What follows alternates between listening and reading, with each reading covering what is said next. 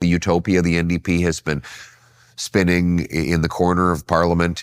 They told us everything was going to be free and wonderful and just, and there would be racial equity. There would be there would be unicorns and butterflies and rainbows, and this would be the utopia. Well, now that all of their policy agenda, all of their agenda is implemented, and people look around and it's a hellscape.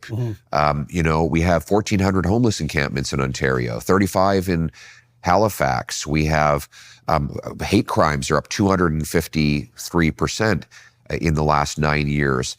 The military is decimated. Wages are dropping. Like it's the list goes on.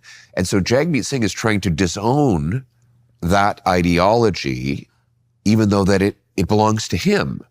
And he's trying to unsuccessfully to convince people that he's somehow different than that, when in fact Trudeau has only been doing what Singh would have done in his place. And so it is a classic for socialists. What they try to do is change their names and move on and try to have everyone forget their past. And when I say that socialists changed their names, I mean, they first were communists, and then they became socialist, and then they became social democrats, and then they stole the word liberal, and then they ruined that word, so they changed their name to progressives, and then they changed their name to woke, and now they claim they don't want to be called woke anymore. Because socialists always try to disown the things they've done because it's manifestly disastrous, and that is what Singh is trying to do, while simultaneously keeping Trudeau's government going. He voted just a couple of weeks ago against a non-confidence motion that I put forward, which contained Singh's own criticisms of Trudeau in Singh's own words. So he voted against his own words to keep Trudeau in power. But I will remind people. How do you account for that from a motivational perspective? I mean, the scuttlebutt in the Canadian press is that Singh is propping up the government for personal reasons, say, regarding his pension. Now, You're making a much more political case. But what I can't understand how he can reconcile himself to himself, because what he does is so at odds with what he says that it couldn't be more different.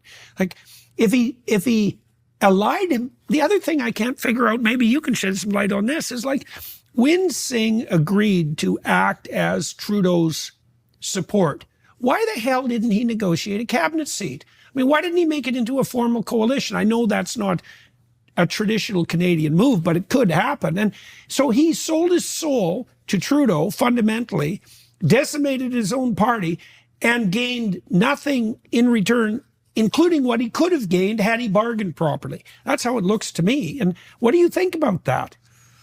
I mean, he's not a very good negotiator, that's for sure. Yeah. And what we are seeing is all of these egomaniacs in both the NDP and what we now call the Liberal Party are turning on each other because they all want to disown their collective record.